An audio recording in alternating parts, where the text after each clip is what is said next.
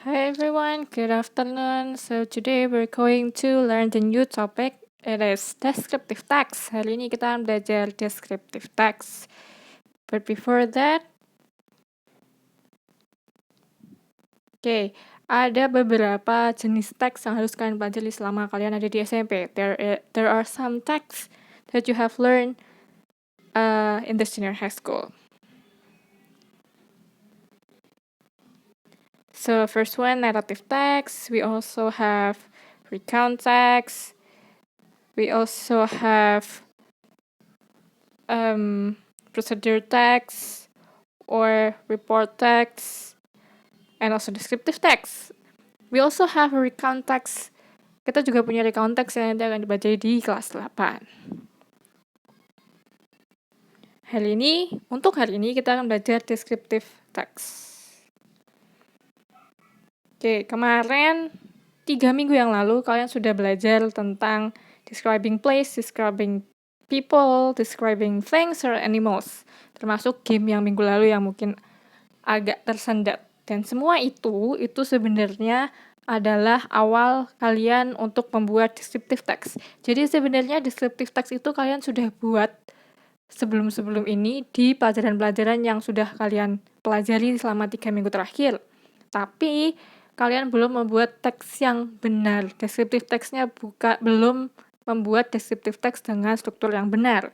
Jadi hari ini kita akan belajar bagaimana cara membuat descriptive text dengan struktur yang benar.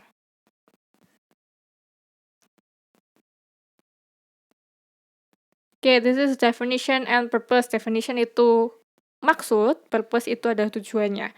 So the definition or definisi dari descriptive text is a text which says that what a person or a thing is like. Jadi teks yang menjelaskan gambaran seseorang atau benda. Jadi teks itu isinya adalah seperti apa sih orangnya, seperti apa sih bendanya, seperti apa sih tempatnya, atau seperti apa sih binatangnya.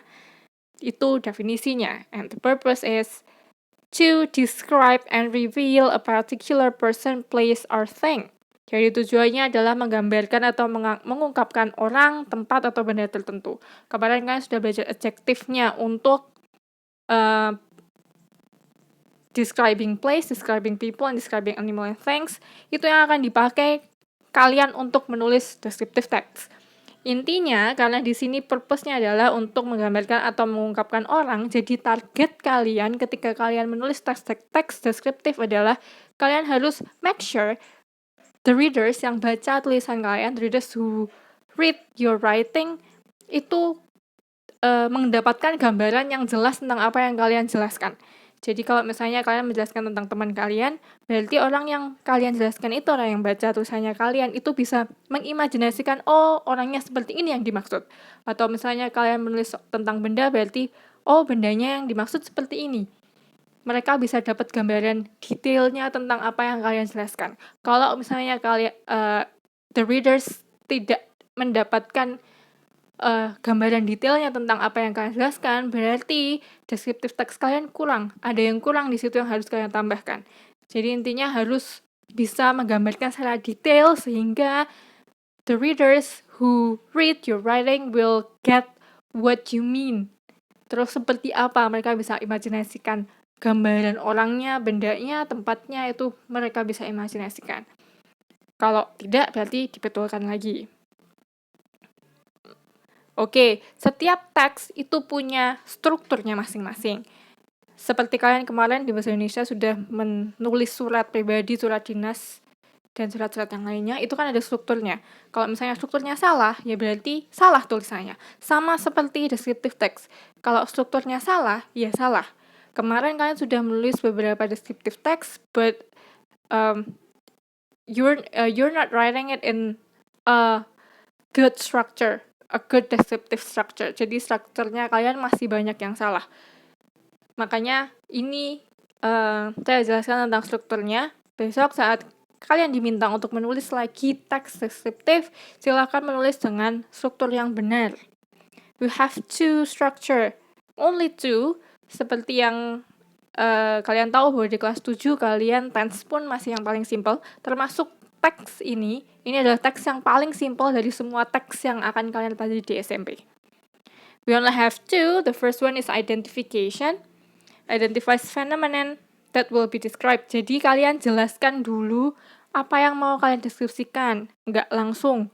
Jadi kalau misalnya saya mau bilang, saya mau nulis tentang sahabat saya. Let's say sahabat saya, Mr. Gersom misalnya. Saya mau deskripsikan Mr. Gersom. Paragraf pertama isinya identification. Saya jelaskan dulu siapa Mr. Gersom. For example, Mr. Gersom is my best friend in Dharma Mulia Junior High School. Itu identification-nya, jadi nggak langsung ke deskripsinya. Deskripsinya akan ada di paragraf selanjutnya. Paragraf selanjutnya baru isinya deskripsi atau description, describes parts, qualities, characteristic, and etc. Jadi penjelasannya tentang Mr. Gersom itu tadi, kita kembali ke Mr. Gersom itu tadi, itu penjelasannya ada di paragraf kedua. Paragraf pertama isinya hanya my best friend is I have a best friend, his name is Mr. Gersom, for example. Itu ada di paragraf pertama. Baru di paragraf kedua saya nulis Mr. Gersom is tall. He has brown complexion. He has short hair, he has black hair. Itu ada di paragraf kedua.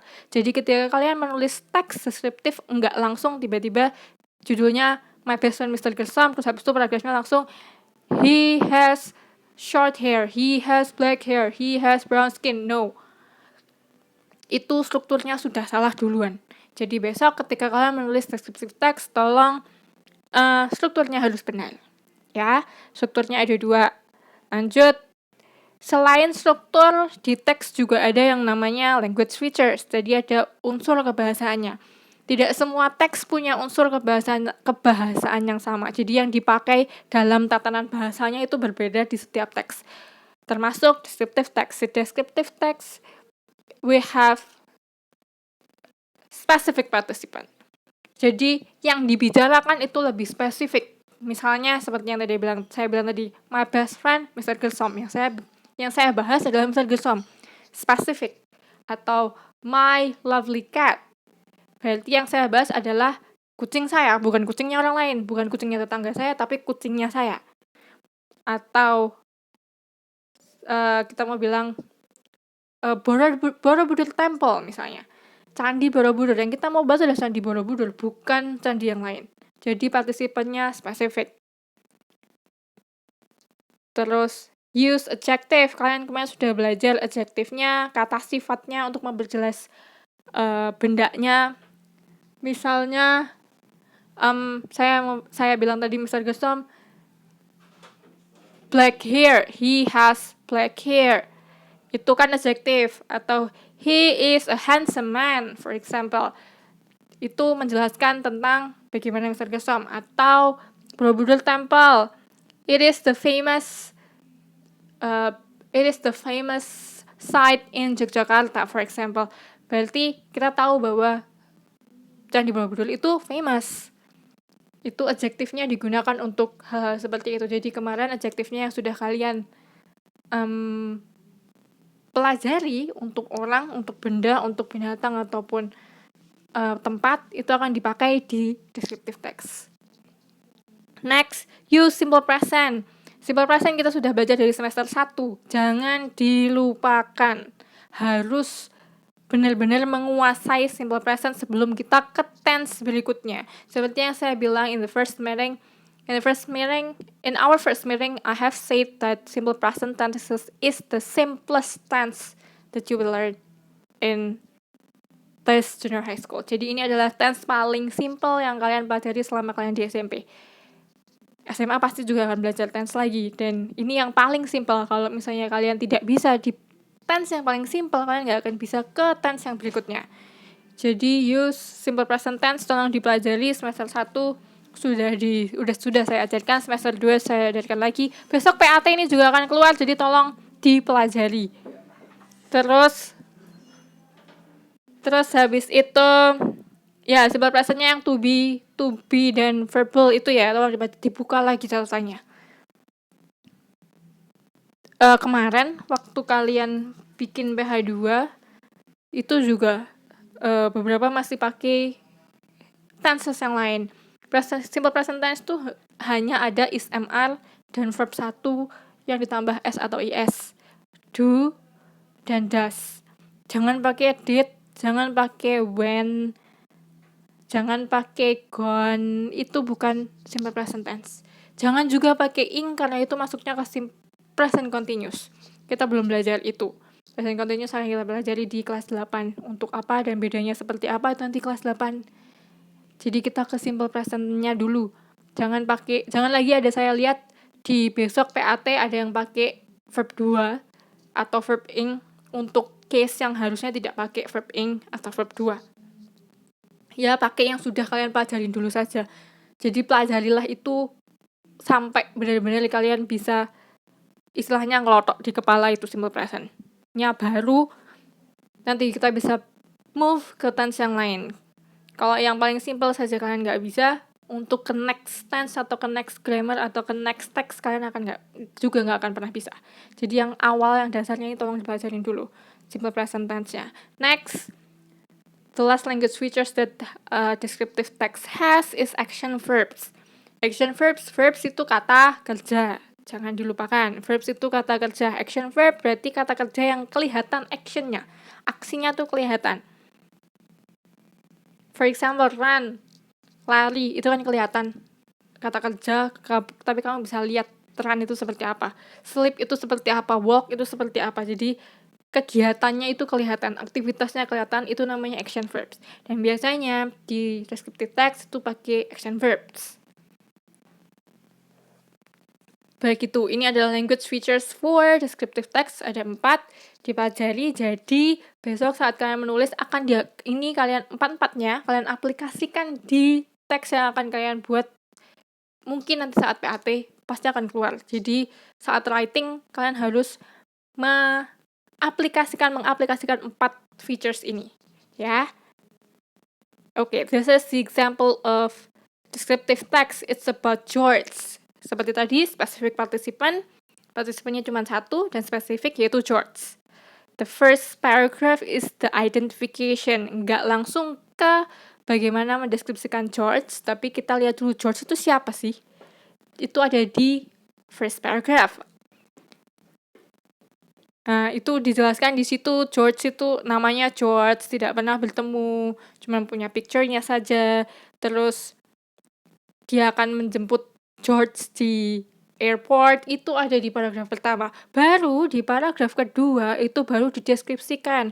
Di situ di paragraf kedua ditulis kalau George-nya bilang bahwa dia nanti akan pakai black shirt, dia akan pakai blue jeans, dia akan pakai red shoes. Nah, kenapa di situ di paragraf kedua Lumis katanya pakai simple present, kenapa di paragraf kedua pakai simple past yang kalimat ini teks ini? Karena yang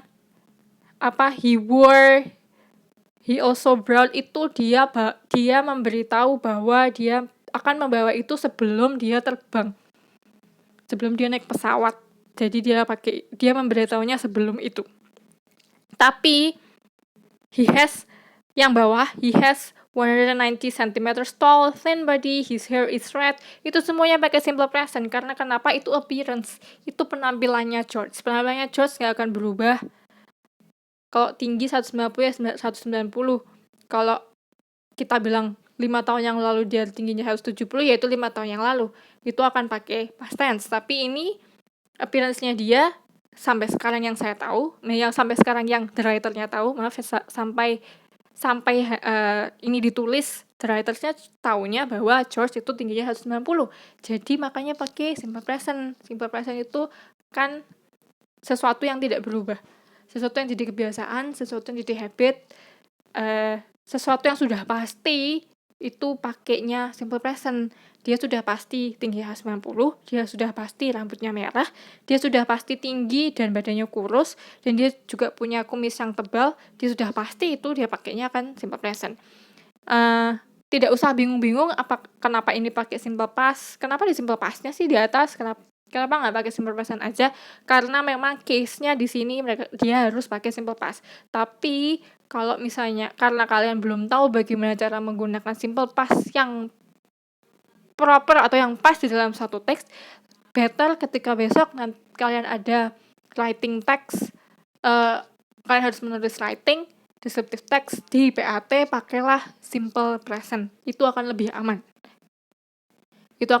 Dan pasti akan saya benarkan kalau misalnya kalian pakai simple present. Jadi nggak usah pakai tense yang aneh-aneh dulu. Itu nanti kita pelajari di kelas 8, kita akan campur tense-nya. Tapi untuk yang kali ini, pakailah yang simple present saja. Yang gampang saja, nggak usah dibikin susah-susah. Ya, ini contohnya. Kalian bisa lihat contoh-contoh yang lain, kan kalian sekarang pegang HP, kalian pegang laptop. Kalian bisa cari contoh yang lain di Google atau web searching yang lainnya yang bisa kalian baca descriptive text itu seperti apa. Termasuk yang kemarin saya kasih di PH2 teksnya, dan yang di PHB teksnya itu termasuk di descriptive text. Jadi bisa dilihat lagi, bisa dibuka lagi, nanti saya bukanya. Untuk yang PH2, PH2-nya belum ya, sabar ya guys, karena PH2-nya menyusul nilainya. Yang PHB akan saya buka lagi kalau misalnya kalian mau lihat jenis teksnya yang ada di IC yang saya kasih itu descriptive text. Oke, itu saja untuk descriptive text-nya. Kalian bisa lanjut ke halaman questions. Silakan dipelajari lagi. Ini saya buka terus, jadi kalian bisa mempelajari terus. Jangan lupa dipelajari karena ini akan keluar di PAT. So, thank you for your attention. God bless you. Don't forget to study and keep healthy. Bye everyone.